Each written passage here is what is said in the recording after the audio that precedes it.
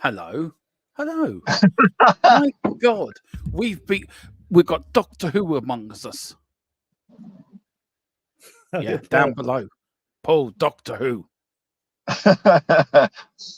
Yeah, Doctor Who's traded his TARDIS in for a crappy old Prius. Nothing wrong with a Prius. Nothing wrong with a Prius. You're not like look. You and me, Paul, are not like Mr. Electric Man next to me, who actually. Seriously though, Philip, how much do you get out of your electric car? If you had to pay petrol, how much are you saving per trip? So you travel to Dublin quite a lot. So how much do you save per saving trip? A fortune. I'm saving a bloody fortune, to be honest with you. It cost me about 10 euros to charge up, and it would cost me at least 30 euros in diesel each trip. So it's cost. I'm saving 20. I get 520 kilometers in a charge during the summer. I get about 470 in the winter. You know? So, not that. We'd have to go electric, I think, Paul. Yeah, it's plus the fact no moving parts. You've no engine to worry about. It's just where you hit the put the foot down the accelerator. I'll tell you one thing: you throw you back in the seat. The acceleration on them yokes, incredible. But anyway. Good evening, guys. Good evening, Paul. Good evening, Philip. And of course, this is the best podcast around. This is the #1 podcast. Of course, the Cockeral Clockety Clock podcast. As Carl called it, he got me to say it earlier. So I didn't say. But how are you anyway, Philip? First, before we get into the show, how are you this evening, sir? Yeah, I don't like Friday nights with no Spurs on Saturday or Sunday, though. That's the only thing. Yeah. I know. We'll have to hide you in the cupboard for the weekend. I think you're going to be marching around like a... They'll do that anyway. Yeah. Arsenal. Hope Arsenal lose tomorrow. That's the only thing that's keeping me going. And of course, the most famous man from down under. He's more famous than Skippy the Kangaroo. He's more famous than Flipper. He's more famous than the wallabies that go around in the backyard. He's the one. He's the only. He's the most. How can I put this? The most trippier Spurs YouTube channel around us, Mr. Hotspur Hippie. How are you, Paul? I'm all right, man. I'm all right. I'm at work, so I might have to shoot off from time to time. But yeah, I'm with you, Phil. It feels like half this season we've just been waiting weekends with no football. And it's not like last year where it was a bit of a slog watching it. I'm really enjoying the football, and I just want more of it. And it's just we've got to take weekends off here and there. It's dreadful. It is. What do you think of the winter break, though? Like, some teams played last week, some teams are playing this week. Have we got more of an advantage, do you think, guys, than some other teams? Well, I don't know if we have, really. I think what they should do is shut the whole thing down, give everybody the same 2 weeks off, not the way they've done it. Because if I suppose Cup replays got in the way as well, that wouldn't have helped. But they should arrange that to do it in Germany and on the continent. Have a full 2 week break and leave it at that, Because, would you agree with Philip on that, Paul, do you think? Yeah, if you're going to do it, you might as well do it properly and just have a break. I mean, it's not like the games disappear, though, so you have to squash them in either side somehow. So we're still playing, 3 games when we get back, almost 3 games in 1 week. So I don't know. I'm a bit old fuddy-duddy about all this we play too many games and all that. They used to play loads more games back in the day, and it seemed to be all right. So, I don't know. Just get on with it and kick the ball around.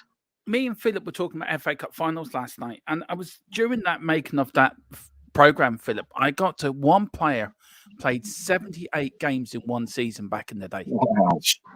Oh, wow. Now, that includes the League Cup, and whatever European competitions they're in, plus the FA Cup. Liverpool players were playing 80 games a season. Wow, yeah, that's crazy. Do you think, guys, players are too mollycoddled now than they used to be? Do you think there's too much of sports science that's sort of taken over football? Then back in the day, it was if you get a knock, we'll just get on with it. Yeah, get it fixed in the summer. The magic sponge. That was all they had in those days. Then they went up to the spray. Yeah. Oh, no.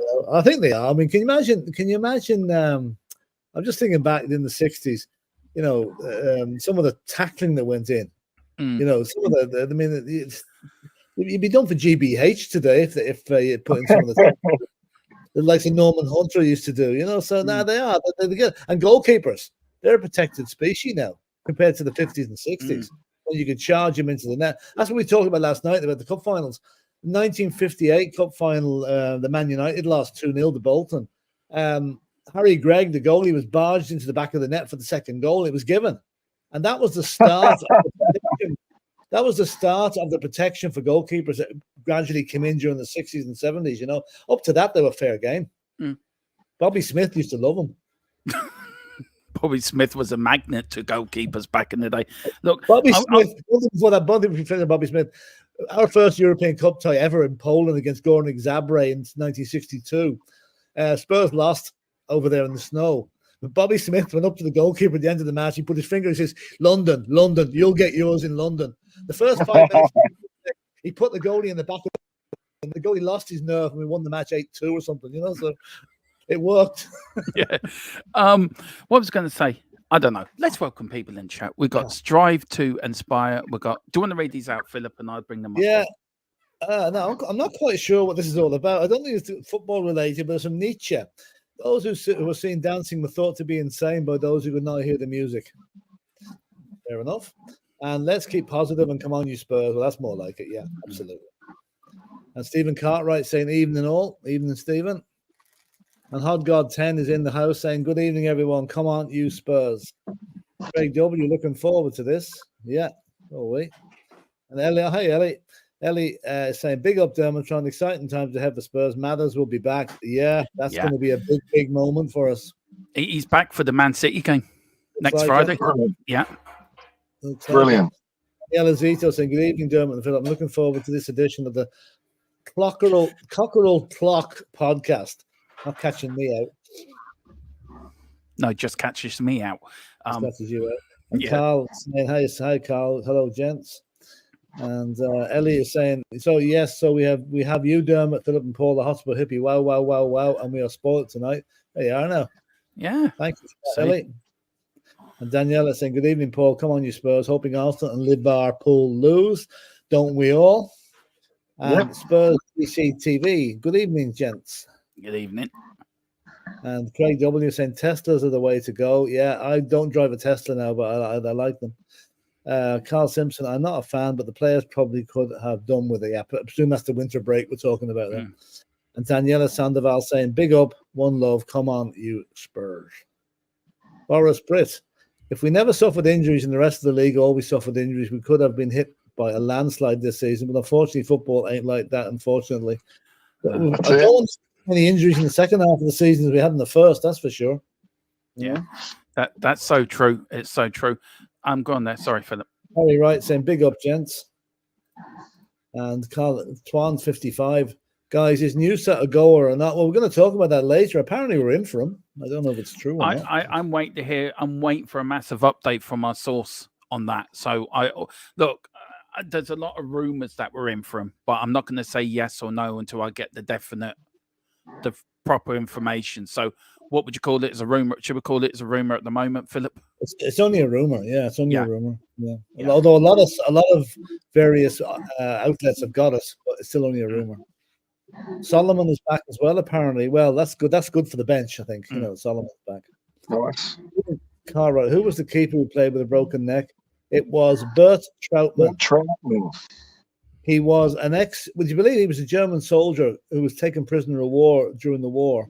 He stayed on in England, ended up playing for Manchester City and broke his neck during the cup final against Aston Villa. Played on with a broken neck. He didn't even know it was broken. Can you imagine today? You know, that would happen.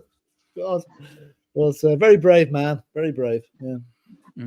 Daniela Zito saying Mathers was back in training. He posted a photo of his footy boots covered in grass today. Good stuff. I thought the teams had been given a few days off. Maybe he's back in training just because he's been off for so long, you know? Yeah.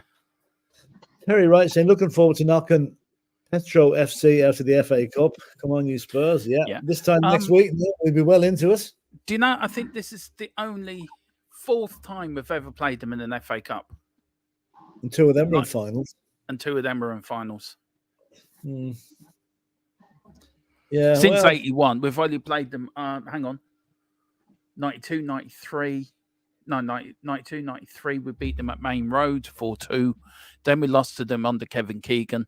Yeah, this is the third time since 81 since we played them. okay. Nice. I hope it's the last one for a while anyway. Carl Simpson says, Noosa deep in negotiations, but there are other clubs sniffing around, but FFP might give us an open run at it. Yeah, that's something we'll be discussing later on as well. And we've actually got it. I've done a sort of graphs and a few bits to explain FFP and why we're in such a better position than any other clubs around us in the top 6. And look, just very quickly on that, guys. I've seen it asked around. So I go first with Ian Paul on this. Does Levy deserve credit for what he's done? And do you think that he should take credit? Because he has kept us in the financial way in a very comfortable way financially. So do you think all the pain we went through is now we're starting to see the fruits of the labor?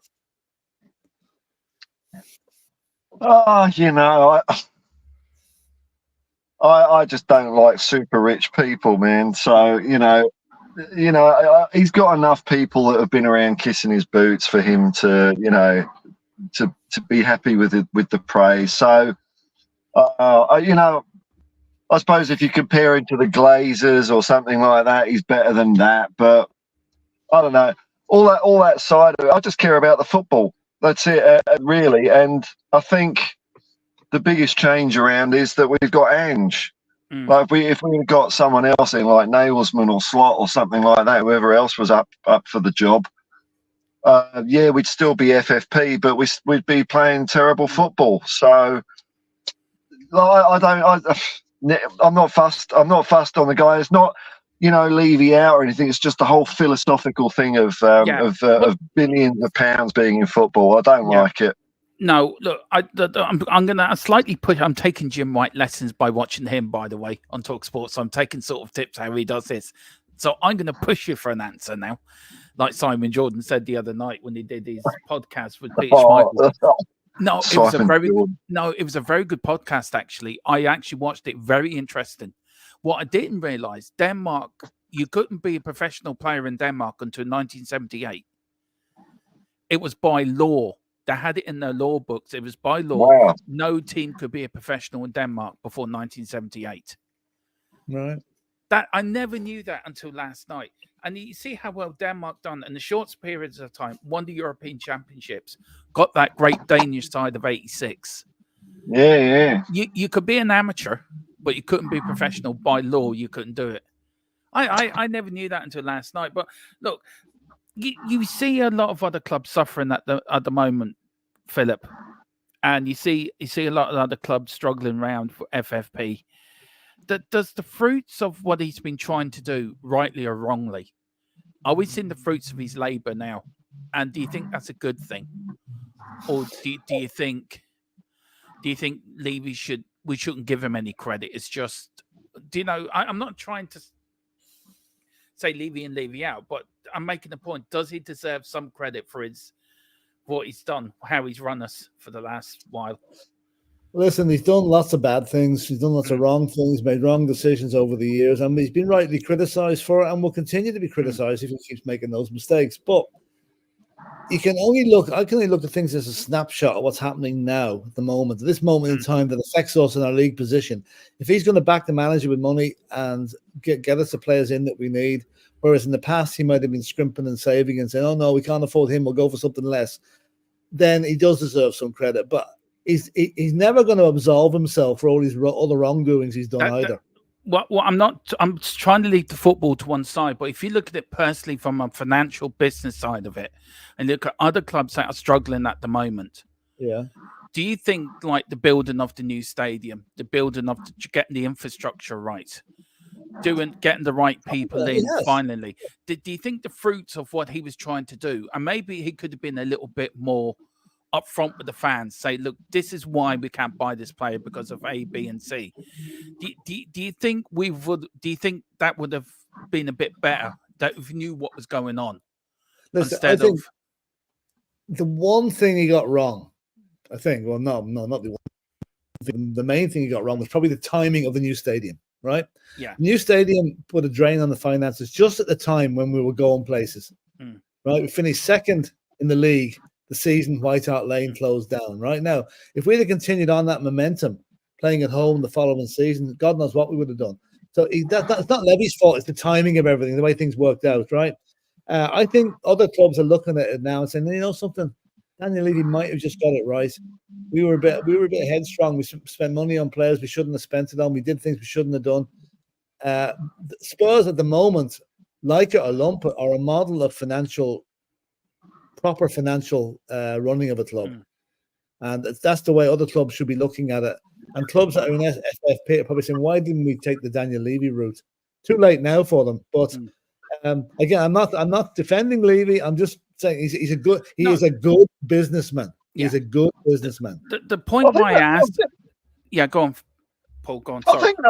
I think the Spurs have always been a big club. The teams that are running up against FFP are the ones that, their natural state, and I'm talking about their fans. They're not that big. So, Manchester City, their ground is still half empty, even when they're playing exciting fixtures. They just haven't got enough fans. We've always had bloody loads of fans, and it's our ownership that's kind of kept us down. Irving Scholar, Alan Sugar, the first 23 years of Daniel Levy. And I think now, our recruitment is getting better, but it's taken a long time, man. I think it's more of a fluke than, brilliant business sense, really. I can remember the times on the Scholar, and we all can on the Scholar and Sugar. They were bad times, tough times. But do you feel with FFP and what's going on at City, what's going on with Chelsea as well, and Everton and Notts Forest, and you look at it, do you have to run in a football club now? Do you have to have a business sense as well as football sense to run a football club? Where years ago it was just you buy the best players to win the league. Once you could win an FA Cup final, the money you got off from that for going into Europe the following season, that's how you made your extra money.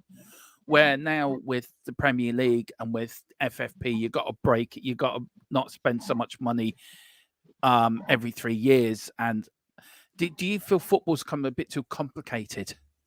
It's a bit more finance led than instead of being football led. It's the money that's come into the game from TV and other places like that, and sponsors. Like up to the start of the Premiership, there's no such thing as a team sponsor. No team had a name on their shirt. Nobody had it. That's come in. That's brought money in that wasn't there before. Sky have brought money in that wasn't there before. And all the other sponsorships that attract to it. It's a multi-billion-pound business now, whereas before it was a sport. Now it's more business than sport in a lot of ways, because there's a lot of people making money out of football other than the players, and look, I'm thinking especially the agents. Yeah, the agents are look at they're making an absolute fall. They're killing the game. To be honest with you, and until they're regulated, the money's been evenly undivided. Like, I feel sorry for the likes of Everton. Been done for FFP. They've been done on a technicality, really. Whereas Manchester City can just say, bye-bye, we'll just do what we like and get away with it. Well, they haven't. What do you think? What do you think of the Man City thing, Paul, and how that's been run? And do you think that brings football into disrepute of the way that it's been handled by the Premier League or by UEFA, when they quite easily bare their teeth to Everton and Notts Forest, but they haven't got the balls to bare their teeth to Man City or Chelsea? Do you reckon there's two separate rules here? One for one and then one for the other, if you get what I think. It seems a bit like it, doesn't it? And like Man City probably now can run it legitimately because they've basically paid and bought all these trophies, stolen them when they were, they came from Division 2 not long before. And so they built up, revenue and all this sort of stuff through ill-gotten means, and now they're kind of going straight. And it does make a bit of a mockery of it when you've got 115 charges and the Premier League are dragging their feet, all of this, it's got to be watertight. Well, I thought they just run the competition. Don't they just make the rules? They can kick people out. I mean, so I don't know. There's no court of appeal. There's no, you know. Whereas if you're, you know, I feel a bit for Nottingham Forest because, you know, when you come out of the Championship into the Premier League, you've got to buy some players if you want to stay up.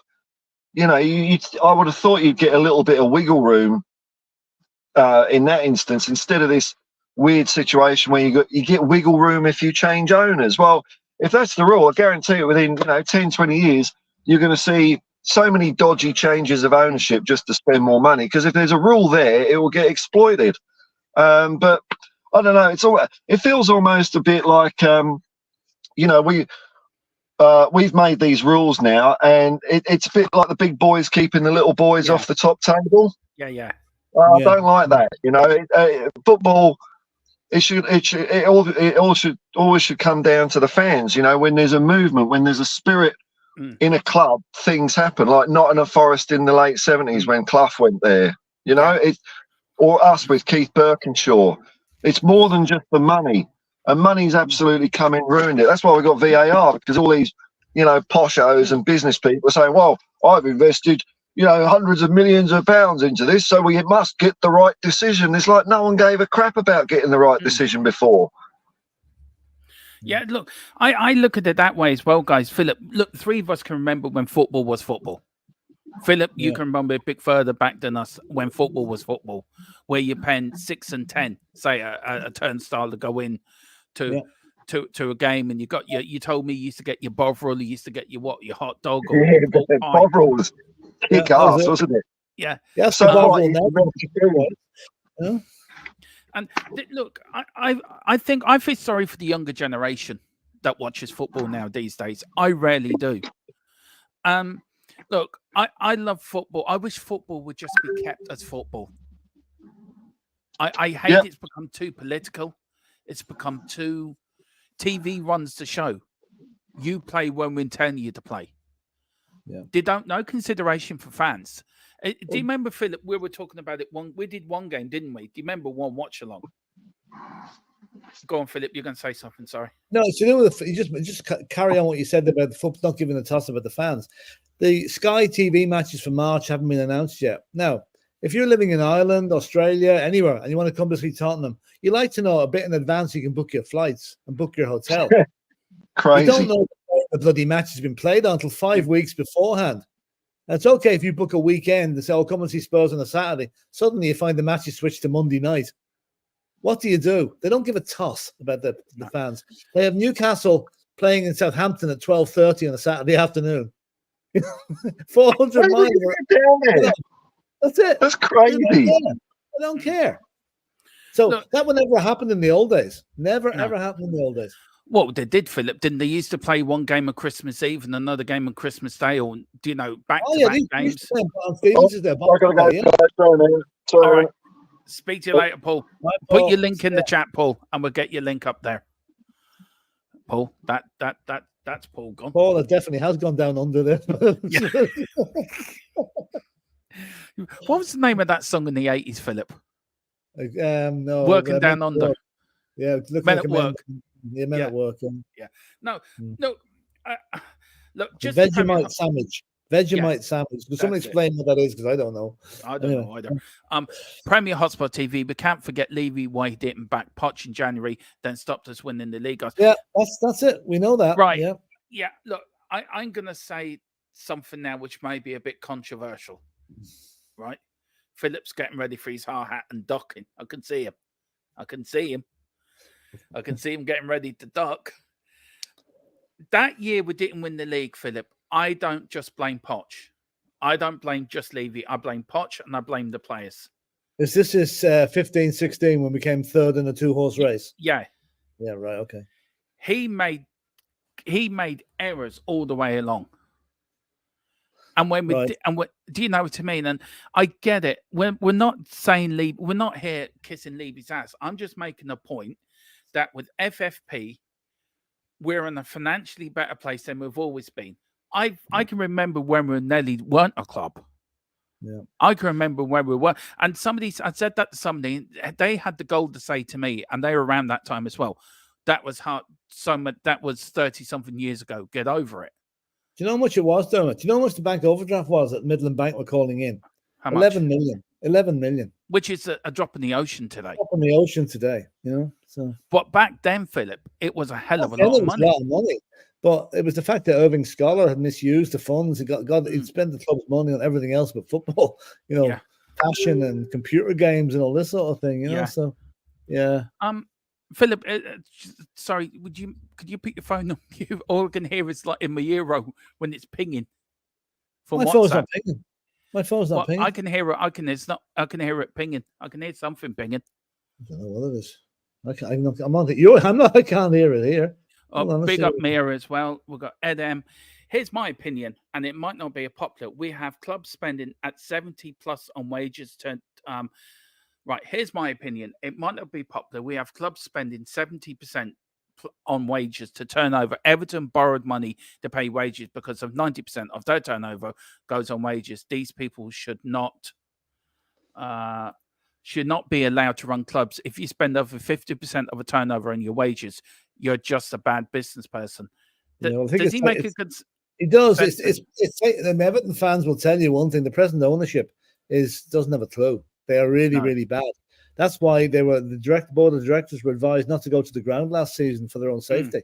That shows you how bad the fans felt about the board. So yeah, he's right. I mean, they bought players at inflated wages, inflated prices, and they didn't do their due diligence on them, and that's why they're struggling, and that's why they're struggling financially. That being said, I do feel sorry for them in a way, you know, because I don't think they're the worst club of the lot when it comes to that. Look, I feel sorry for the fans, Philip, but I don't feel sorry for the club. Yeah, well, you always feel sorry for the fans. The fans are the end sufferers at the end of something like this. They're the ones that really suffer. We're the ones that put our money into the club, and we're hoping that the club's been run right, and hopefully we might get something out of it by the end of the season. But if you are 250 million, Philip, over the limit, over the line, then you should be punished.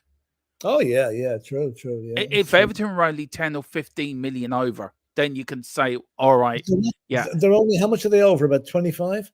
No, 250 million over the limit. That's how much they're over. I'm reading different figures. I thought they weren't that far. No, it was only they claimed that 83 million of a loss, and the Football League reckoned it was higher.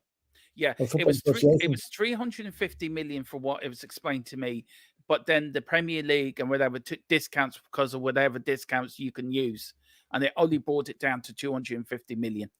Yeah, well, I think Everton have a good chance on appeal there, though. I think I'm reading their case, but we'll see what happens. But then again, if they get hit with another one from last season, I'm talking about the previous season's figures, though. Maybe not this season. You know, it's just gone by. Well, it goes from 2021 to now. Now, next year's that they could have used COVID, and they did use COVID. But from next year, you cannot use COVID as your calculations to put FFP against FFP. So this is why I think a lot of clubs are going to find it hard. This is why Newcastle ain't buying anyone. They've got money to burn, and they can't buy anyone. Yeah. Chelsea cannot buy anyone because they're up against it in FFP. Tottenham's the other one that isn't. What a shame. Owen says, hi everyone. Yes, VAR has destroyed the game. When someone scores now, you have to wait to see if the goal is allowed. The passion is gone. Also discussing the game in the pubs after the match is gone as well. That is so true. Big up to Ed as well. Agree simply as we're not in Europe. We are playing twice a week, quite a few times. Yeah, that's true as well. That is the link. Do you know what's going to? I think the fact we're not in Europe is going to be a huge benefit to Spurs in the closing times of the season, because you've got the teams that are in the Champions League still are going to be playing twice a week, and we're not. So you know, as long as we keep in the FA Cup, obviously. Yeah. We've got that as the link for Paul's Hotspur Hippie channels.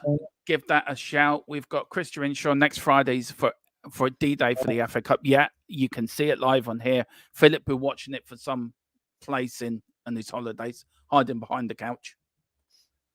Definitely. I hope I can watch it. That's the thing. I'm sure we'll be able to. Yeah. I'll send you my VPN details. You could then watch it on your laptop, Philip. No, I have VPN anyway, so I'll be able to. Oh, Daniel, you come, you give without taking. I know. More to David. G'day. G'day, Derm and Phil. G'day. It drives me mad.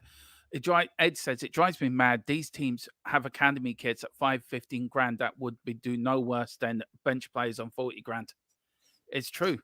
Yeah. It is. It's so true.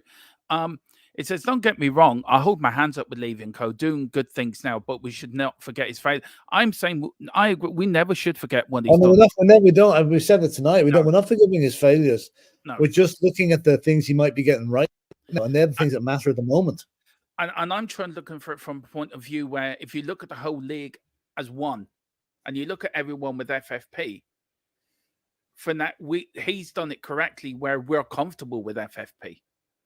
Now, a lot of people are saying, Philip, that's great, but it hasn't won us a trophy. But it's running a football club different now to what it was back in the day, Philip. Of course it was. There was nobody looking over your shoulder in those days. Really, well, maybe there was up to a point, but nothing like FFP. I mean, as long as you were solvent and kept pay the wages, that's all they worried about, and you just kept at it. But it's the fact now there's so many billions knocking around. It has become more regulated, and will continue to do so. And this is why the City case is so important. Yeah, it's going to be a benchmark for what the future holds. If they let City off with a slap on the wrist, then there will be repercussions. I think no club, the fans aren't going to take that, seeing as their own clubs may have been punished for much lesser crimes. Yeah. We've got Craig W. Big up. I love his Thundercats with the Spurs Cockeral in there. It says, what about the rumours of City being relegated and forbidden to return to the premises for 10? Yeah, there it goes again. Where's that coming from? I don't know what it is, to be honest. I can hear it here, but I don't know what it is. I've nothing on it. It's coming in. I don't know. It's like I can hear it, like, because I've got my headphones, it's bouncing in my ears. It's driving me mad. Oh dear, never mind. Maybe I'm going crazy. Who knows? Philip, look, we're going to get back to this one, Craig, because we are going to talk about FFP and that. So we are going to get back to that. How's the football going, Philip? The match you're watching? No, I'm not watching the match at all. It's over. The rugby, the GA match is over long ago. Yeah. No, what's the late shows on in the background? Okay. Ellie O'Daniel, you came in on to deliver just one trophy, so you owe us 10 more at least. Yeah, look, I would take one this season to start off with. Look, Mir comes up with a good argument, and I sort of agree with Mir. For a kick here or a kick there, Philip, or results went our way, we could have won a lot more. Do you think luck plays in it, a lot of it, Philip? Do you think luck does play in winning a trophy? A certain amount of luck, but it's not all down to luck. I mean, some teams are. There are teams that are regarded as being very lucky, and teams that are regarded as being unlucky. We probably had we've had our moments. Yeah, I mean, look at Ajax, second leg Ajax. We're lucky there to get through that. We got through it. We've lost penalty shootouts. That's a lottery. Penalty shootout. You can't say it's luck. No, it's down to somebody not practicing the penalties. And we've had we won. Remember after winning the League Cup in 2008, we lost in the final the following year. Yeah, that would have been 2 on penalties. That would have been 2 years running. We won a trophy. That might have kick-started something, but it didn't. No, it's. Do you feel also, Philip, when we got to the Champions League final, how great that was? Do you feel it made us expect more than where we were as a team, as a club? Do you think it made the fans sort of think higher than where we were as a club at that time, or do you think we were right to demand? Listen, I don't think anybody expected us to get to the Champions League final. That's for a start. So it was a bonus to get there. When we got there, we made a mess of it through team selection and other things. And that was the beginning of the end for Pochettino, that particular match.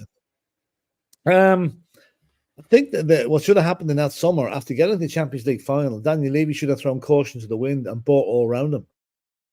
And maybe get a team to push on, but we didn't. I'm not sure who we bought that transfer with. Was that one of the transfer windows we bought? Nobody. I'm not quite sure. Yeah, I think it was. We weren't very active in the transfer market after getting to the Champions League final. We bought Dombele. That was the year we bought Dombele. That's right. Well, I mean, I rest my case. We've hardly got 20 decent games out of him in 5 years. I mean, that guy's with at the club nearly 5 years. Can you imagine that? I know. Yeah. Do you blame Hitchin for that? Was that Hitchin? All that, all Hitchin was there at the time. And Yeah. Dombley looked like a good signing. I mean, we all saw his scoring his goal on his debut against Villa. And everything, hang on, we got a player here, but that didn't work out. But no, we didn't. I think the dressing room, Poch lost the dressing room as a result of his team selection in that Champions League. Or that was part of the reason he lost the dressing room. I'm sure there was others. And like when you had players going to Danny Levy looking to get the manager sacked from Pochettino's time, there was something wrong. There was something very wrong. Do you feel at that time as well, Philip, that we lost our identity? We lost who we were as a football club between losing Poch and getting Ange. Do you feel between that time, that 4-year period, we were lost as a club? We were sort of like going round we were lost in the wilderness, and we didn't know who we were, what we were, and where we were going. We made appointments that look good on paper, right? But you don't win trophies on paper. No. Mourinho was only there for another notch on his CV. The Garden Gnome was there for something we don't know what he was there for. And then Conte came along and we thought, oh, this is it. This is the great hope. He was only treading water, picking up a huge salary. So, and had us playing football that no Spurs fan wanted to watch. Yeah. I keep harping back to it, Dermot, but that AC Milan game in last March is still the low point of my supporting Spurs. Yeah, mine too. They go out on the pitch 1-0 down from the first leg and didn't even lay a glove on AC Milan until about the 90th minute when Harry Kane should have scored. It would have got us into extra time. I came away from that game wondering, was I supporting the right team? Yeah. Look, it's a very hard thing to comprehend what that game that night meant to us, Philip, and how we felt leaving that game. And I think that was the bottom of the barrel for Tottenham, in my view, of how much we were going on the downward spiral at that point under Conte. Somebody said it the other night. I was watching a podcast and they were saying about, they were talking about Man United and that managers only went to Man United for themselves. The likes of Mourinho and Van Gaal went there for themselves. Yeah. Do you know, and Mourinho, of course, has been sacked this week as well from Roma, Philip, after doing very well at Roma. Do you think Mourinho could come back to the Premier League, or do you think the tactics have changed now for him to be successful again in the Premier League? Can you see him coming back to a Newcastle or a Chelsea, or do you think he might end up in Italy or Spain? Where the special ones head next, do you think? The only place for Jose Mourinho is in the next edition of Jurassic Park. He's a dinosaur. Yeah, but he's a dinosaur, Philip, but he won Roma's first ever European trophy. He's won trophies. Look how many clubs he's been sacked from as well. Do you know, I know he was a good manager, but you look at his win stats, Dermot. If you look at a graph of Mourinho's win stats, started at 70% in Porto and it's down in the 40s with Roma. Every club he's gone, his win stats have gone down. So he's not getting any better as he's getting older. No. And I don't think any Premiership club will take a risk on him now. I could be wrong, but I don't think so. Do you feel also, Philip, that as his style of managing is now a thing of the past? Do you feel he has to change, or do you think he's too... I don't mean this to be rude, but I'd love to know where that's coming from. I don't know where it is. I have no idea, Dermot. I have no idea. I would love to know where it's coming from, to be fair, Philip. Anyway, it's driving me mad. There's nothing I can do. No, it's not coming up on my computer at all here. No. Do you feel that does he have to change, Philip, or do you think he's too stubborn to change as a manager? No. It's like Conte. It's his way or the highway. He won't change because he thinks he's right. People like him think they're right and everybody else is wrong, and that's not the case, obviously. Who's the better manager, him or Conte? They're both won at Chelsea. They've both won everywhere. The only two managers never won at Spurs. Well, Mourinho was sacked for some. We will never know why he was sacked 6 days for a cup final. But out of Mourinho or Conte, who's the better manager? It's hard to pick, really. But I suppose if you had to take it on success on the pitch and getting us to a final, you got to at least get us to a final. So it's Mourinho. Yeah. Do you think so? Just about. Yeah. I would love to know what the chat thing is. Well, let me know in the chat. Who is the better manager? Conte or Mourinho? They're both very successful. Do you think Mourinho's successful more because he's won in other countries as well, Philip, where Conte's only won in England and Italy? He's never won in Spain. Yeah, Mourinho's won everywhere. Yeah, I mean, I give him that. But Like I just feel that the way about Mourinho and Conte, when they came to the club, we all thought this is it. Yeah. We all thought this is it.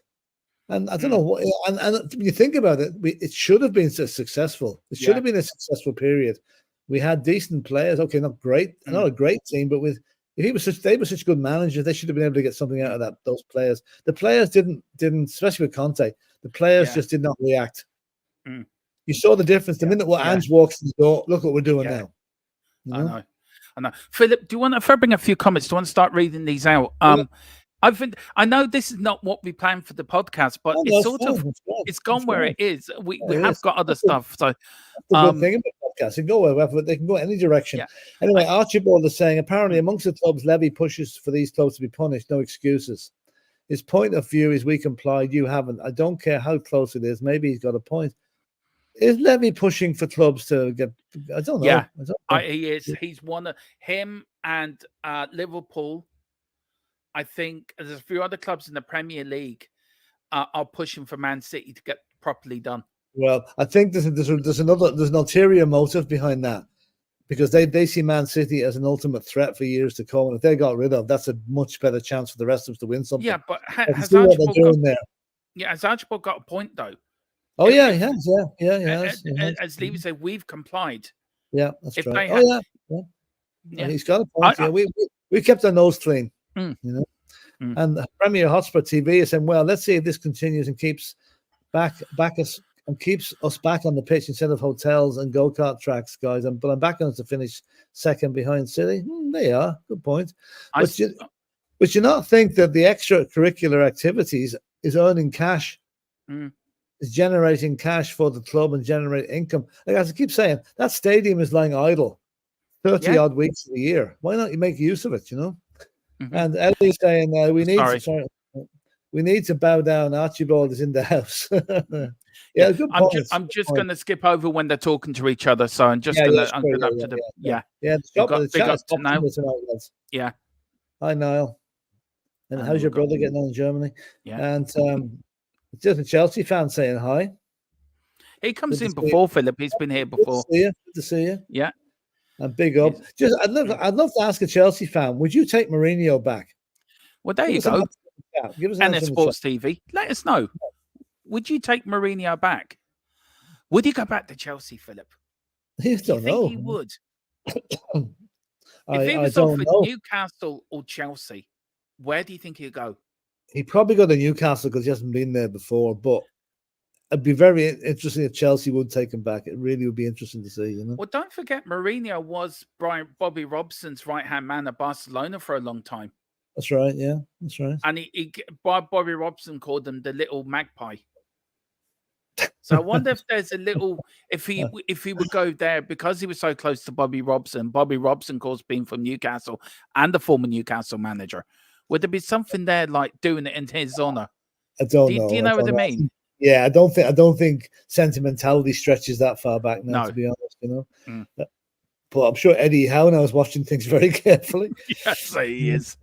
I say he is. Christopher Inshaw saying, hi, Christopher. Papa Matassar played the first 74 minutes for Senegal in their 3-1 win against Cameroon. He assisted Ismaili Assar for Senegal's first goal. Yeah, now I only came on the last 15 minutes of that game, but Senegal scored a goal in injury time. Mane scored, the ex-Liverpool player. And again, guess who the goalkeeper for Cameroons was? It's our old mate Onana for Manchester United. And I think he made a ball of it. He should have saved it. But anyway. Yeah. Ellie's just saying, good, take care, Archibald. Garth Cooks, great partner up front. I don't think it's that Archibald. If it is Archibald, if it was, I'd fall off my chair in amazement. We'll be bowing down to him. We will be. Big up to Mia. I can hear it. Look on your computers. It's a notification. Well, but I'm not coming up on my screen. I don't know what it is. It's up in the corner. There's a little box in the corner, Philip, because I've got my notification switched off. So it's a little box in the corner where people send messages and that. Which box is it now? Do you know down the? I don't know how your bottom of your laptop is. I don't know what it is. It hasn't beeped for a while though. No, it hasn't. No, it hasn't. My pleasure. Is it that Archibald? Is it? If it is, let us know. Let us know. If it is, let us know. He's a member too, so big up. Well, on Mr. Archibald being a member as well. We've got a Liverpool fan in the house. Quick, just duck. Hi, Andy. Tottenham Spurs linked to Belgium ST from Genk. Oh yeah, that's what do you call him? Forgotten that fellow. What the hell do you call him? He's one we're looking at. The striker. Yeah. Yeah. I can't think of his name now. I can't think of his name now. So many, you can't remember them all. Yeah. Carl Simpson is saying Mourinho will be in Chelsea or Newcastle or Saudi. Yeah, I heard. You know something? I say Saudi might be a good destination for him. I don't think he would, Philip. So why not? Look at the money he makes. I don't think he would. I tell you why I don't think he would. It's not competitive enough for him. Yeah, it wouldn't be. I don't think money is everything to Mourinho. It's about going to a club where he knows he can be successful. Mm-hmm. And well, if that's the case, he won't go to Saudi. Then. No, but I think he wants to go back to Real Madrid. He's very good friends with the Real Madrid president, apparently. All right. Okay. Nice. Anyway, it'll be interesting to see where he goes. And the next one is Mia again. Also, why am I not a mod or have a membership? I don't know, Mia. I'll sort you out the mod. I didn't take you off from being the mod. Oh, but you know, so when we switched over to the other maybe that had something to do with it. Yeah. No, you're still a mod, Mia, removed as managing moderator. So you're still a mod. And as for the membership, we'll deal with that. We'll deal with that offline next after the program's over. You know. And as for I'll have a membership. I don't know why. I need to look into that, Mia, because what we've done, we've moved from one StreamYard to our partner StreamYard, haven't we? So, which works out. I don't know. It works out better for us, doesn't it, Philip? With more content on this, with more content. So it's easy, but I don't know why. I'll check that in for you. You're still a mod, though, me. I've just checked. We've got Jazz Fusions. Saudi. Yeah. Mia says hello to Jazz. Did you see me last night on the Irish Hotspur fan show? I was sporting a very nice light blue beanie hat. All right. You're not supporting Man City now, Ellie, are you? Light blue beanie hat. Yeah. I don't. Was the fan show last night? No, it's just that could have been a few days ago. All right, okay. Yeah. I'm a bit confused by that. Where am I now? But then we've got Owen saying here. Mourinho will go to Saudi Arabia. His tactics are old school now. Yeah, well, that's another thing I'm looking at. But anyway, listen, it'll all pan out. He'll not be able to work for too long. I can say that anyway. That's for sure. And Mourinho is boxing out his box office. Yeah, he is. 100%. That's if he'll come back to Chelsea. There's Mia and both Carla saying 100%. And Twan 55, that's a new name. I haven't seen that one before. Hiya, Twan. Crazy part is that in the first contest season we played some beautiful stuff, and then the worst football since AVB. Yeah, the last half of the first season was very good. He got us from nowhere to beat Arsenal into the Champions League, and then look what happened after that. It just, I don't know what happened. Anyway, I'm just going through these very quickly, Philip. There we go. You've got Edem. Edem is saying Jose has never been the same since his father died. I think part of him has never been the same since. Oh, possibly, yeah. It could well be a reason for it, yeah. Mm-hmm. David Shire Derm is called the Aussie effect Cobber. Yes, Cobber. And simply Ace. Don't get me wrong, we have improved from last season, but doubt we will finish higher than 4th even with our first 11. Well, we'll see. Listen, we're winning the league. Half the team missing. And we've got, Madison's coming back at the weekend. We're going to have Sarah and Suma coming back, Sonny coming back. We've got Mickey van der Ven back, and we've now bought Dragusin. So, I think 4th now would be the least of our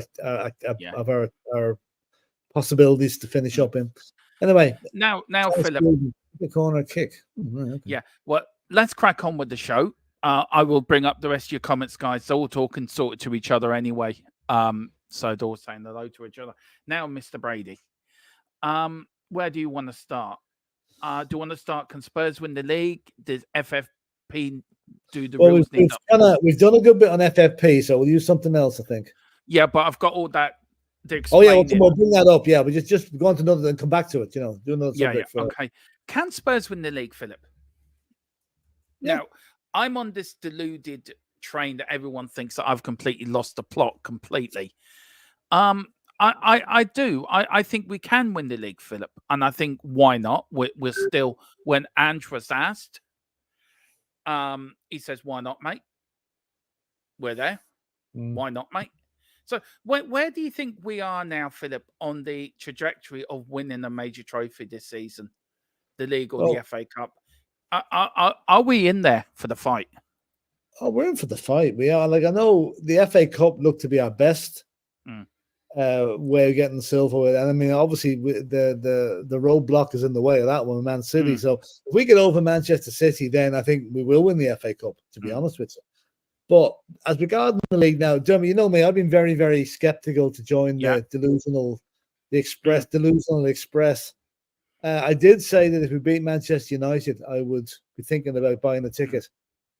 We didn't beat United, but we did in everything but the scoreline, right?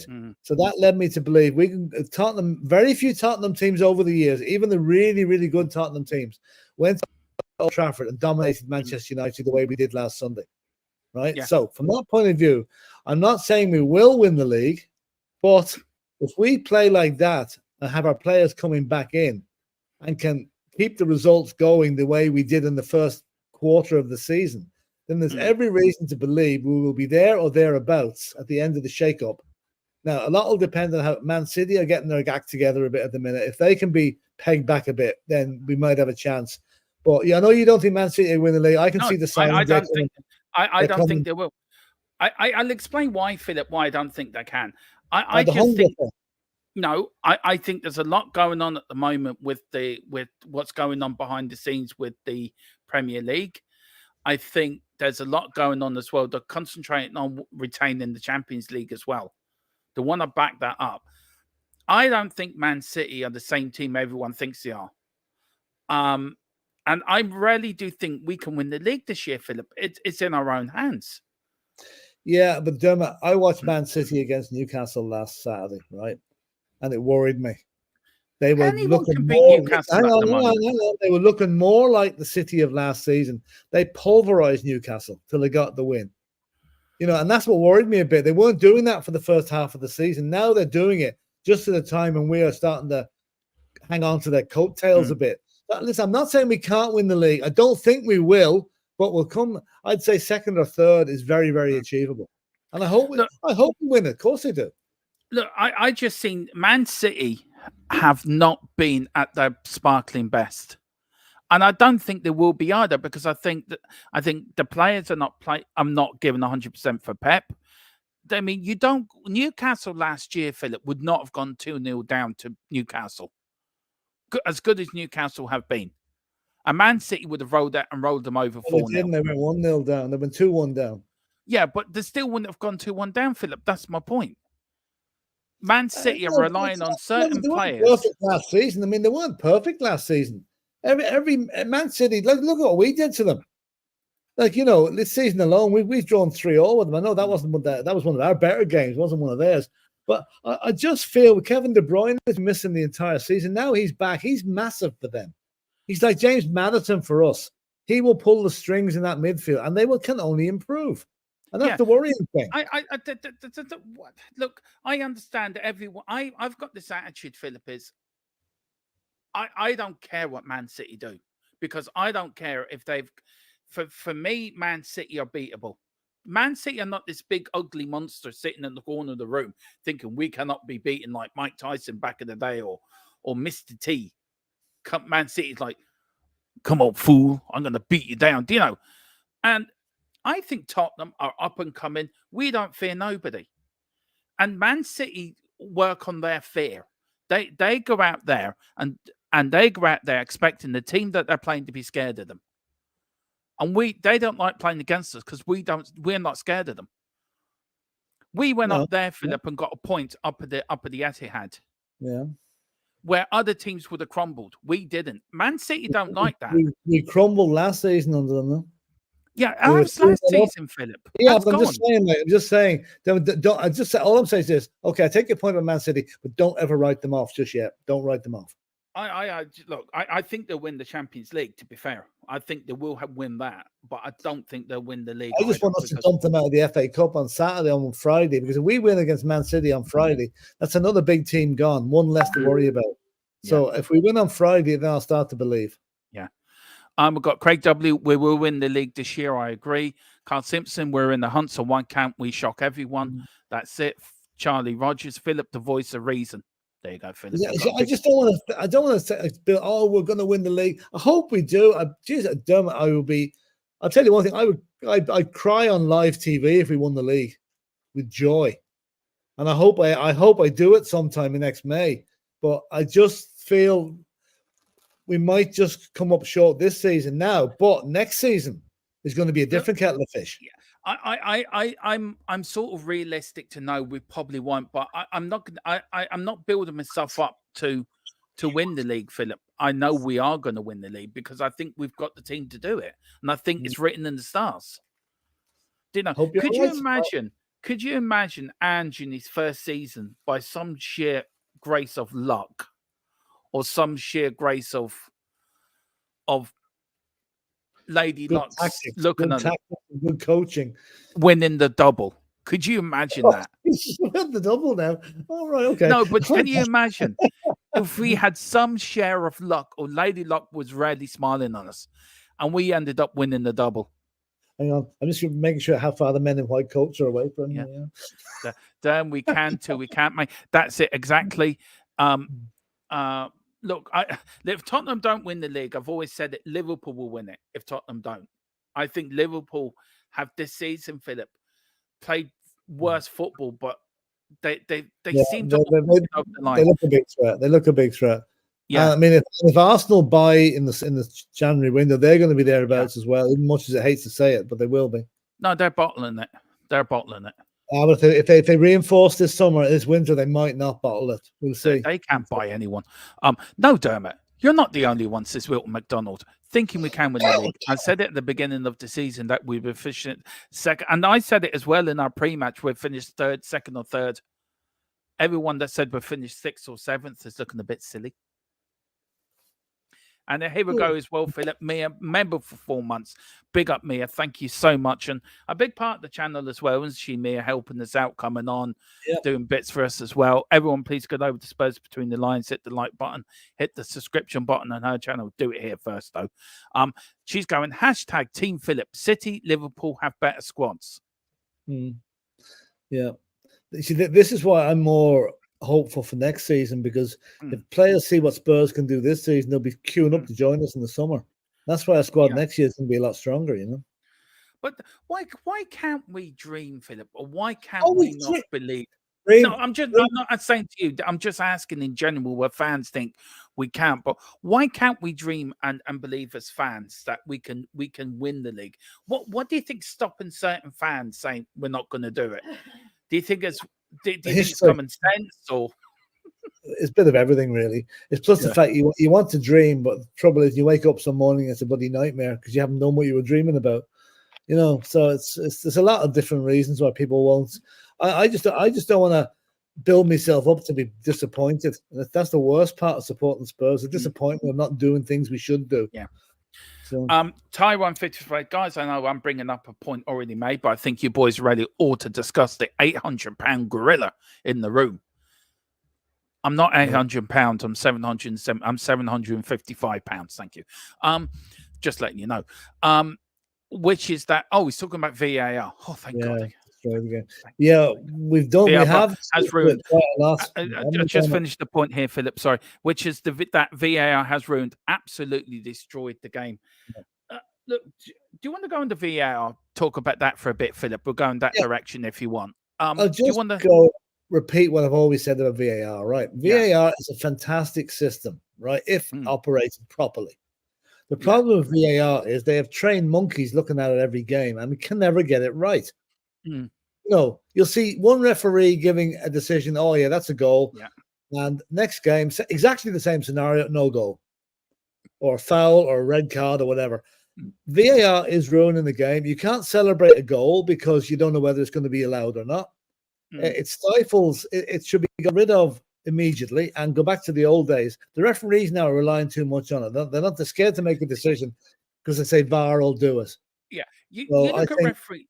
Sorry, Philip. I don't mean to interrupt you. I'm just trying to make a point. You look at referees back in the day, Philip, where they were strong mentally. School teachers, headmasters.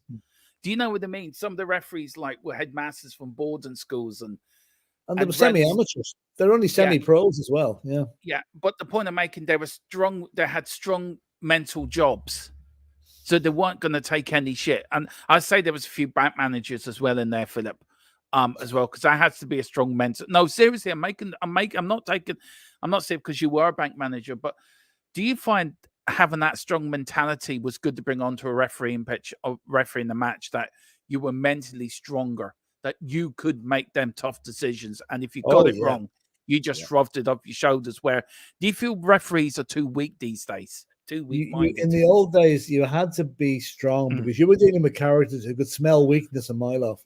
Yeah, the likes of Billy Bremner, Dave Mackay, Norman Hunter, these Tommy Smith. These guys would spot a weak referee and play on it. They'd be in his ear from the first 2 minutes, trying to influence his decision. But some referees had great reputation. You daren't go near them. And they're the type of refs we need now. Referees that are standing aloof from the players, won't take any shit from them, and will also be technically good enough to make decisions with their linesmen without the need for VAR.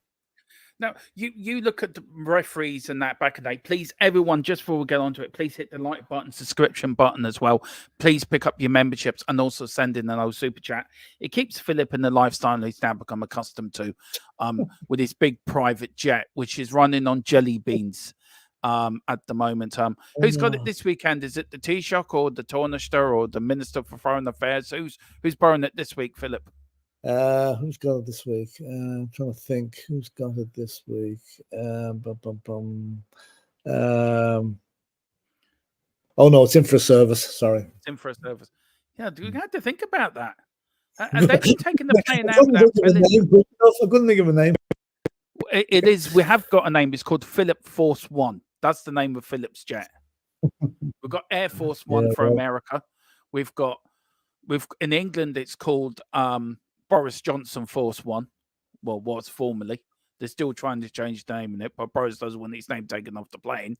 And then Ireland, we've got PHILLIP Force One, also known as Ryanair. Okay, carry on. Also known as Ryanair.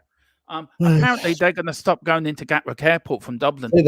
No, it's Aer Lingus. Aer Lingus have stopped going to Well, I Gatwick. don't go to Gatwick, so it doesn't bother me. I only fly into Heathrow, so I'm quite all right. Stay humble. Stay humble, he says. Big up. Evening, lads. Big up, stay humble. What a good name. Mia says up here, she did say she's sitting there thinking, oh my God, he's gone full on delusional now. Yeah. So look, Philip, you look at referees now, you look at linesmen, and you look at the game now. You go back 20 years ago, right? And you look at Tottenham under Keith Birkinshaw. You look at the referees, how the referee game. Has that changed over the years too, how referees referee games, Philip? Is it quicker than it used to be? Is the game speeded up than what it used to be? Yeah, it is pretty quick, all right. Yeah. It is, all right. But I think, again, this season in the Premiership, or maybe this and last season, there seems to be a new crop of referees come along. Like the likes of Mike Dean have gone. Maybe that's no bad thing. But at least Mike Dean was experienced and knew how to handle players. Some of the guys that are coming in, the worst example I've seen this season in the refereeing was Manchester United versus Wolves early in the season. Yeah. Now they flattened the Wolves player with a punch. And it wasn't given as a penalty. I said, holy God, what have we got to do to get it to, And then you've got the couple of decisions again. The Liverpool lost again. Remember the sendings off at our place, right? Which they're still moaning about, right? Now, I think under the old system, neither of those players would have been sent off. I'm not laughing at you, Philip. I'm laughing at what they're calling your plane. Carl's called it Brady Bunch One. Yeah. Right. Yeah, Mia says no, it's called What's New Pussycat Airlines. Jesus. We've got Stay Humble says I refuse to fly Ryanair. Me too. They land quite close to the runway most of the time, though. Yeah. Not all the time. And when I flew with Aer Lingus the last time we went over to England, Tottenham, I found the air stewardesses and the air stewards are brilliant on Aer Lingus. Absolutely fantastic. Yeah, they're very good. They're very good. But you just have to pay for every fucking thing on there, even for Same a cup of every tea. airline now.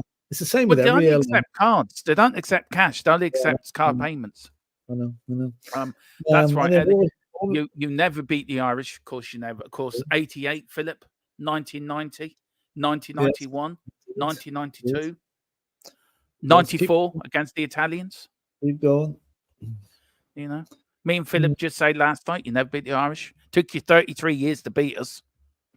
And you had to wait till we got a crap manager and crap players. That's right. And also, PHILLIP was around. Me and PHILLIP were there the day we were the first team to beat you in Goodnson Park in 1946. PHILLIP was refereeing, and I was his linesman that day. Jesus.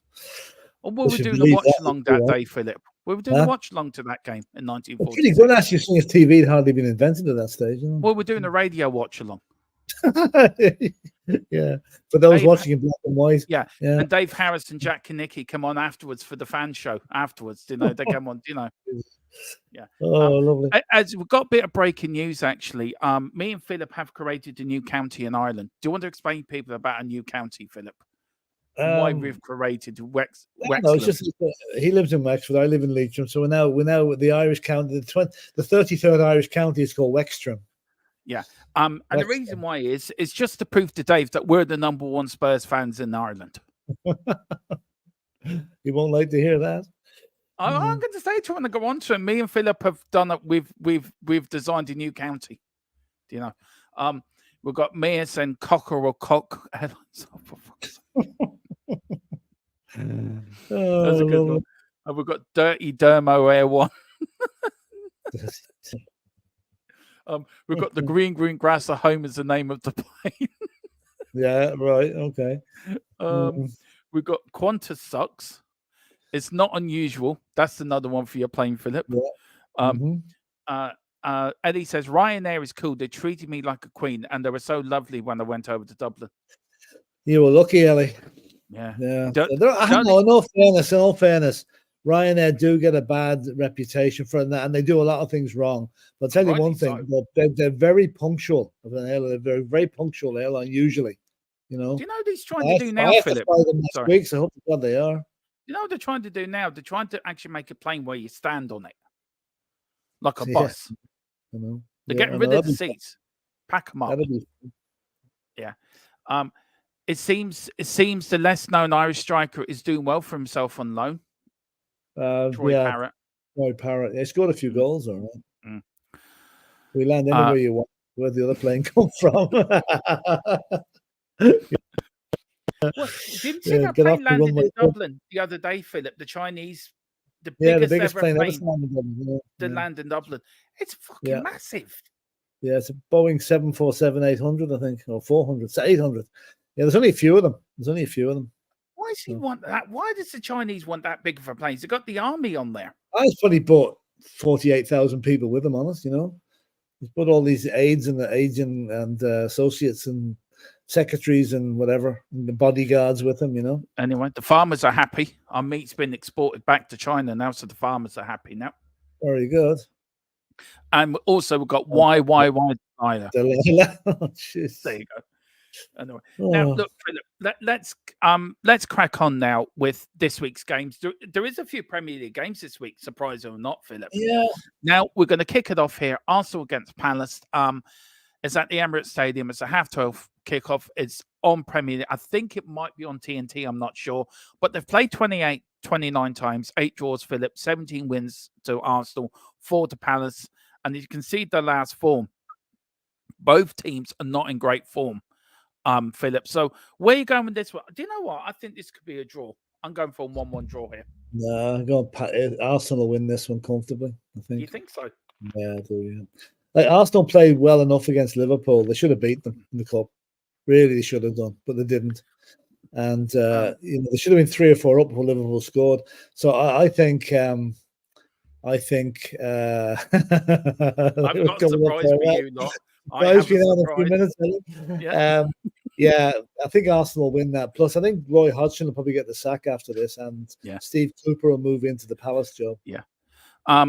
Stay humble. Ryanair's pilots play a game. Who can use the least fuel? You know something? You're not too far from the truth there. I did hear that story that they try and fly on the least number, the least reserve that they can to keep the cost. I think that there's each flight is judged on its profitability, and the least fuel you use, the more profit you make. Yeah. Big up to Eddie. He's going for 3-3. Wow. Somebody went out with a girl from Drumshanbo. That's only about 10 miles from me here. Yeah. Yeah, about 10 miles, over 10 miles. Lovely town, Drumshanbo, actually. Yeah. And thank you so much, David. We did have a show planned, but it sort of went AWOL, hasn't it? It's sort of gone in sideways. But that's the way good shows go. I mean, we can always use the content again. Anyway, it's not. Yeah. It's current content, so it'll last. Yeah. So what are you going for here, Philip? I'm going for a 1-1 draw. 3-0 to Arsenal. We'll get rid of you for a while then. That's fine. Yeah. You're on the sin bin for 2 minutes. Now, Brentford against Forest, Philip. Look, Forest have never beaten Brentford in the Premier League. 1 win, 1 draw. They've played 3 times, 2 draws and a win. I'm going for a Brentford win here. You, Philip? I'm purely going on the Ivan Toney scenario coming back. It'll give Brentford a lift. I hope to Christ he doesn't give them a lift in 2 weeks' time when we play them. But I think, I'm going for a narrow 2-1 to Brentford here. Did you hear him? He still wants to leave this January. Well, I also heard too that Ivan Toney says, I'll be delighted to play for Brentford against Nottingham Forest in our 2-2 draw tomorrow. Did he? Do you reckon Paul Merson has given them the tip? Yeah. Oh, dear. Now, we've got Sheffield United against Barney Lost Boys United. Apparently, Barney the Dinosaur has been found now. Good. But he came back with a load of players in his back pocket, sort of worse for wear. It is at Bramall Lane. It is on TNT Sports on Sunday. Recent meetings, Philip, it really has been all West Ham. If you look at, they're unbeaten in the last 4 games against them. They haven't even conceded a goal against Sheffield United. Yeah. This is only going one way, isn't it? Well, West Ham were absolutely brutal against Bristol City in the cup during the week. They were really woeful. Yeah. But I think they'll be too strong for Sheffield United. But not by more. I say 1-0. 1-0 to West Ham. I'm going for probably 2-0 West Ham. I can't say anything, but I love a Sheffield United win, but I can't see it, Philip. Now, we're going for the big game. I don't know if we can do a watch-along to this one, Philip. If you want to or not, we may do. Just because I'm hoping for another 9-0. Look, Bournemouth, this season sort of gone off the boil a little bit, Philip. Liverpool, top of the league, playing very good football at the moment. Where do you see this game going? There's nothing. It has to be a Liverpool win, but can Bournemouth spring a surprise? No, but they'll keep it tight. It'll not be a walk away like the 9-0 of the last time. I'd say probably 2-0 to Liverpool. Simply Ace has gone for okay. Hang on, I'm just saying I've got some news, Philip. So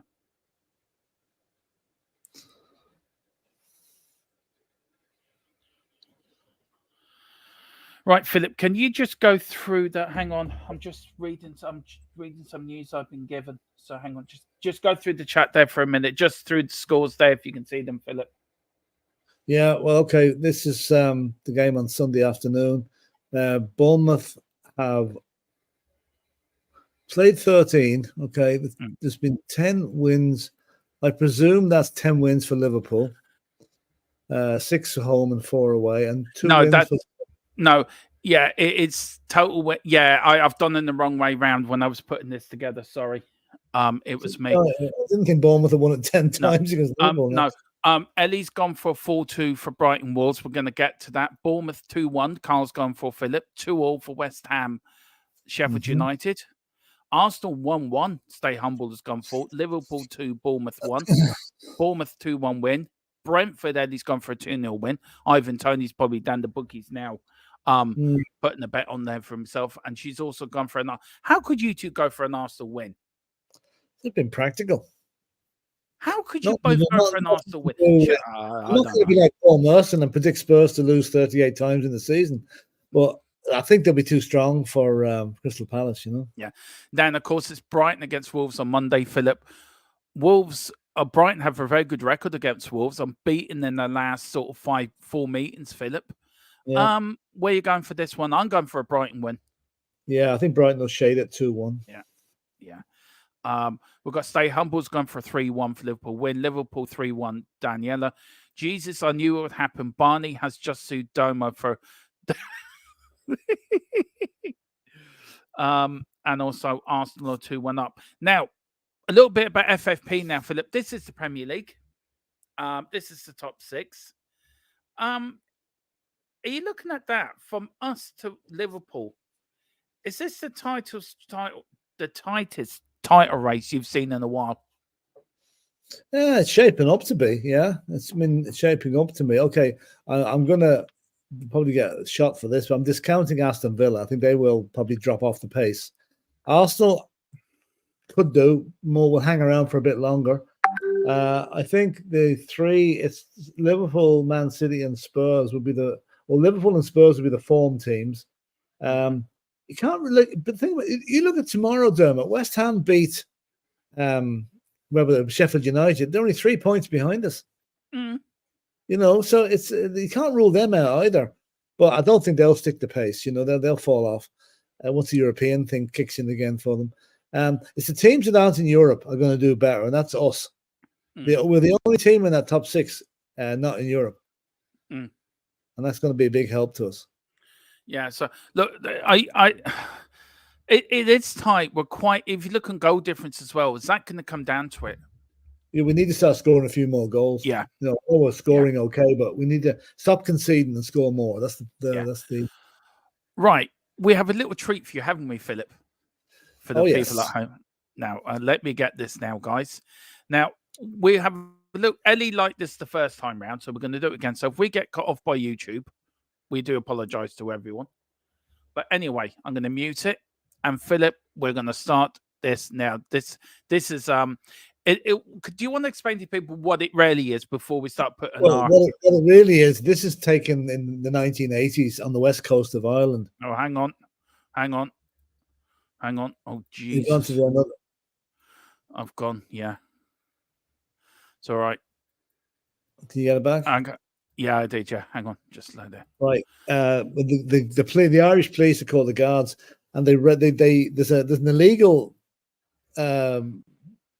drink called poaching. It's brewed from, I don't know what they make it from, but anyway, it's illegal anyway. But it's very, very popular in the west of Ireland. This is the Guards on a poaching raid, breaking up stills, right? But we have changed the meaning of this trip. This is the UEFA hit squad. Hang on. There we go. There's UEFA hit squad now coming in. They're heading for the Manchester. They're trying to find the alternate set of Manchester City's books so they can throw the book at them. So it's a surprise visit to Manchester City's island off the coast of England. Hang on. I can see Calvin Phillips somewhere hiding behind that rock. He's gone missing again. They're looking for him as well. He's one. Yeah, they are. Here's UEFA coming in. There's the UEFA president. He's decided to come and help. He's the one standing up. He's got his 2 assistants there with him. I swear to God, Philip, that UEFA official looks a bit drunk to me. Yeah, he's fallen over. I think he's had a touch of his own. What he's supposed to be destroying.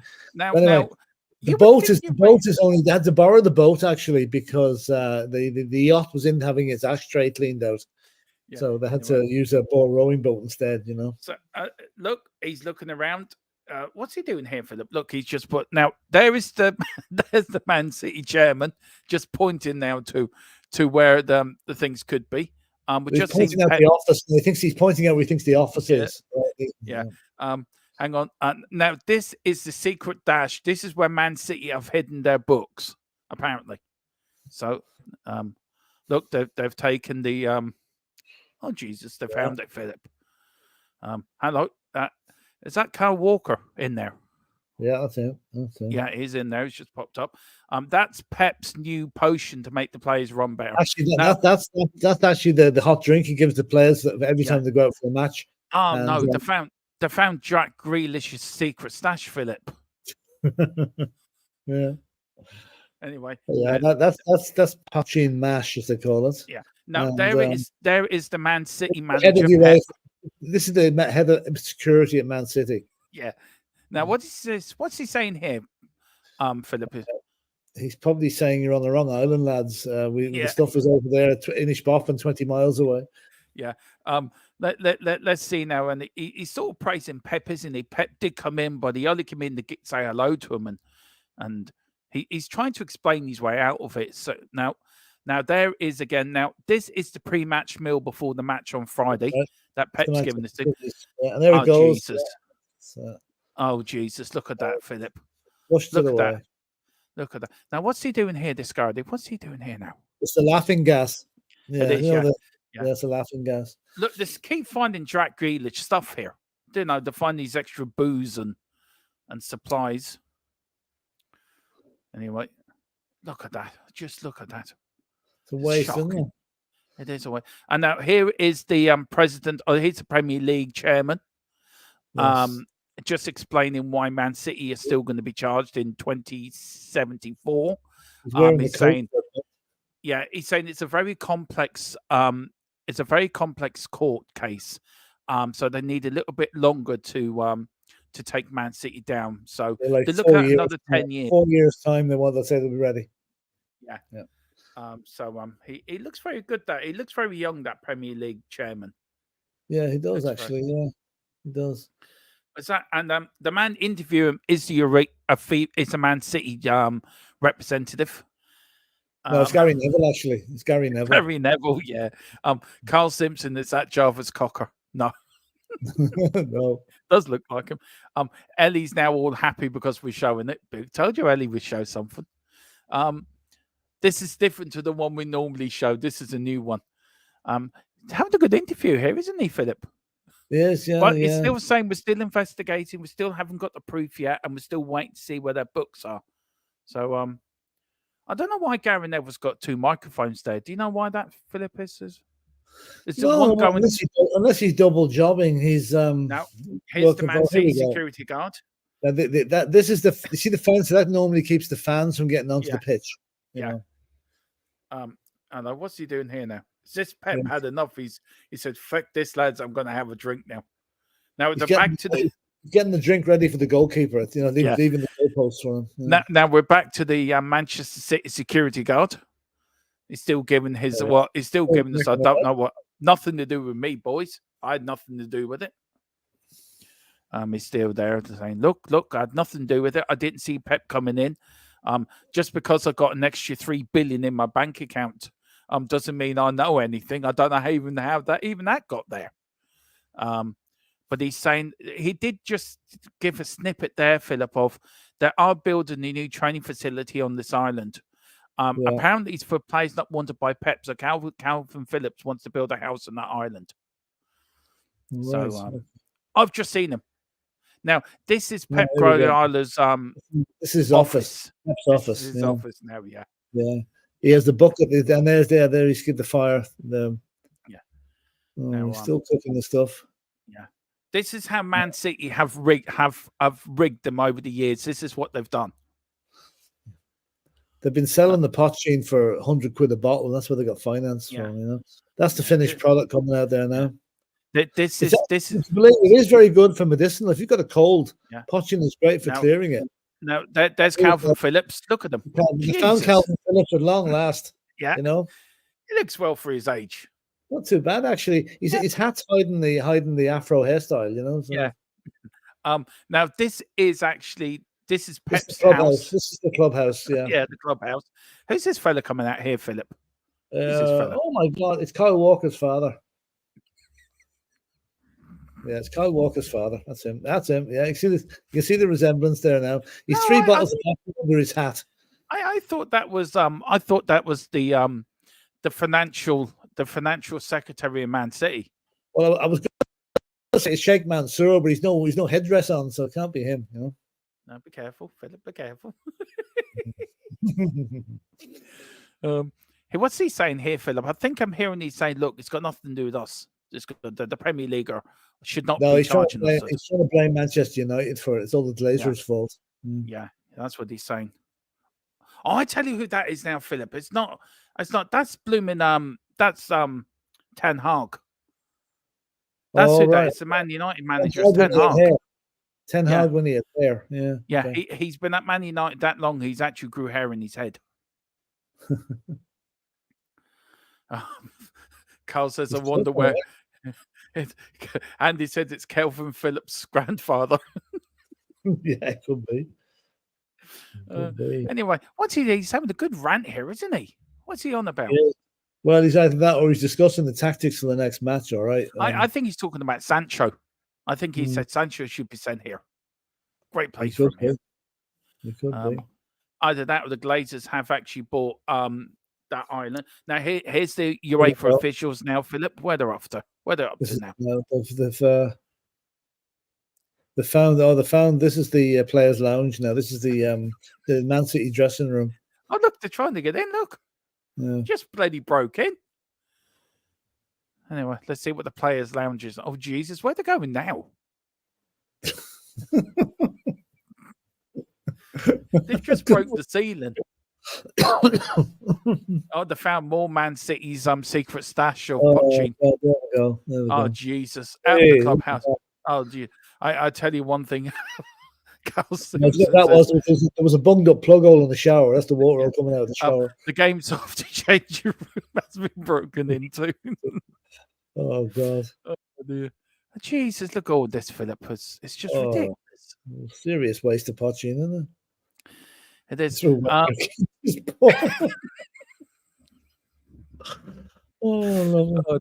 Anyway, if anybody's still watching, this is a serious football channel. Believe me, it is. It used to be. Anyway, here's the UEFA officials. What's he doing now? Oh, now he's actually. This symbolises each trophy Man City has won over the years. So he's smashing them up with a brick. It's symbolic what will happen to them when they get found. Who's this fella, Philip? Who's this fella now? This is I've seen that name before. That is, what do you call him? Oh my God. Is that the chairman of the FA? No, it's what do you call him? It's the man, the guy who used to manage Manchester City back in the old days, Malcolm Allison. That's who it is. Yes, Malcolm Allison. What's the he ghost saying? Of Malcolm Allison. The ghost of Malcolm Allison. Yeah. What's he saying now? Never like this when I had them. He was never like that. He says, I was a fierce man for the women. He says, but I never bothered with the Pochettino. Yeah, he says the Saudis have done a grand job with the Pochettino, but they've gone too far this time. And it says, me and Fergie back in the day. I'm breast of Tottenham Hotspur. What are you watching? You want to explain to him what we're doing, Philip? It's come from the 80s. It's a raid on an illegal like moonshines, for one of the better words, still in the west of Ireland. But we're doing it as a commentary about the UEFA officials raid Manchester City prior to the upcoming case about the 115 breaches of financial fair play or whatever you want to call it. Yeah. So it's only a bit of a laugh, you know. Yeah. This guy's talking. I think he's giving out the team. Oh, here we go. It's Ten Hag again. Ten Hag back again. Yeah. What do you think he's saying here, Philip? He's saying this is David Pleat saying City must be punished. No, this is David Pleat talking about how he's been sponsored by the AA and RAC. Hang on, no, be careful. Be careful. Now here, Philip. Now we've got to be respectful. Now, okay. This is UEFA's headquarters now. And as you can see, the bell is ringing because they've now come to a decision, and the Premier League have come to do a decision over the Man City charges. Here comes the spokesman now to give his decision. Now he's saying we found Manchester City guilty of not paying on the bus when the players went into the Manchester City Centre. They've been found guilty for not paying the import duty on their boots that come in from Germany, and we fined them 50 quid and a slap on the wrist. Yeah, and he says they will be relegated out of the Pochettino Premier League down to Division 3, but it's been deferred. It's been suspended for 50 years. The beast of TH says Ray Rooney's had a shave. Yeah. Look at the way your man's head. He's got no hair on this side of the head. There's all on the other side. He's a bit lopsided, isn't he? Yeah. there is a building that gets more attendance instead. Yes, he has. That's true. The empty crates. Yeah. Yeah. I want to say massive thank you. I will get your man's name on YouTube, but this video it's been priceless. So they are doing well. Gary Neville's doing a good job today. Yes, indeed. He's actually saying that the real punishment for Manchester City should be relegation to the Manchester Schools under 10 fourth division. Yeah, twice removed. Yeah. He's saying now, Gary Neville's just asked him a really important question. Will they be relegated now? And he's saying, well, now here's the guard again. Here's the UEFA officials trying to break up the trying to collect the evidence. The trophies. This is the ritual breaking up all the trophies City won when they were under financial a bit of breaking news, Philip. He's just announced they have been stripped of all their trophies. He says they're now being broken for they're being melted down for cash at the moment. We're now coming to the end of this broadcast of the Man City raid, UEFA's raid on Man City's training ground. Carl Simpson, it's Roy Kroon saying, "Screwed City, where's all the health?" Now, this is them celebrating after they've won. The UEFA and the Premier League have won, Philip. So here's the Man City official again. He's the official spokesman for Man City. He's doing quite well, this fella. He's gonna have a drink now. Celebrate. And here's Ten Hag saying, "Well, I would like to manage them one day, but who knows? Who knows? They have to give me a good checkbook now to go with the job, but I'm quite happy at Man United. Been here now for 100 years, and the Glazers are still here. Here's the guard. Jeez, they won a lot of trophies, didn't they? They're all getting did, yeah. And the Man City said, we're going to appeal this decision, but he's just been told they can't appeal it. So he's now he's waffling now. Anyway, well, that is the end of. Just let Ten Hag finish his bit here, Philip. And here is the final bit now. Here's the Premier League saying that they are going to appeal this decision. They're trying to get them relegated. And hopefully in the next 50 years, they might actually come to a proper decision. And there is the last of their Man City's illegal poaching now. And that's the end of that. Well, that was good fun. Now, I still think the other one's better, by the way, Philip. Yeah, it is actually. But that's good. That's good. You know, there's a few more of those knocking about various things like that. And we'll have to. Yeah, anything that's quite affecting. I think he was wearing the jacket for a bet. Yeah. Simply says, "Great show, lads. This is what the podcast is all about, by the way." Nicky Summonby wants to know what's happened to his shares. He just tore them up. Yeah. There was a theatrical reenactment of the Rock of Gibraltar led to United's downfall. And then we've got Carl Simpson said he's come off the Wenger school of managing. I didn't see it. And there's a sketch I'd love to show, but we get done for copyright. The Monty Python sketch where the Batley Ladies Town sort of reenacting the American Civil War, beating each other with handbags and everything. Brilliant. Anyway, Philip, when are we on again, sir? I suppose we're on tomorrow, aren't we? Yeah, 2:45. There's the full championship, League One, League Two, it's the Scottish Cup, the non-leagues playing tomorrow. So we've got loads of goals and that to come to. We're not on tomorrow night. Are we doing a watch along on Sunday for the Liverpool-Bournemouth game? We might as well. And then we've got the build-up then to the Spurs. Listen, any transfer news? I am waiting for news on the City, issue. I'm actually waiting on news on that. So I'll give what I can give you when I get it. I will give it to you guys first and fastest. Philip, thank you again for joining us on the greatest podcast around. It's been mad tonight. It really has. We might actually stick to the subject some night, you know. What, on this podcast? Yeah, I think we might. Yeah, we might. Some night. Maybe not. Can you imagine if Ellie was on with us? How sideways this show would have gone with her and Mia. We're sideways enough. Well, we've gone completely off the rails, completely of them two on. We've got a Liverpool. Look at this, a Liverpool fan. We've converted him, Philip. Good man, Andy. We tipped you to win at Bournemouth. Yeah. He's saying, come on, you Tottenham Spurs.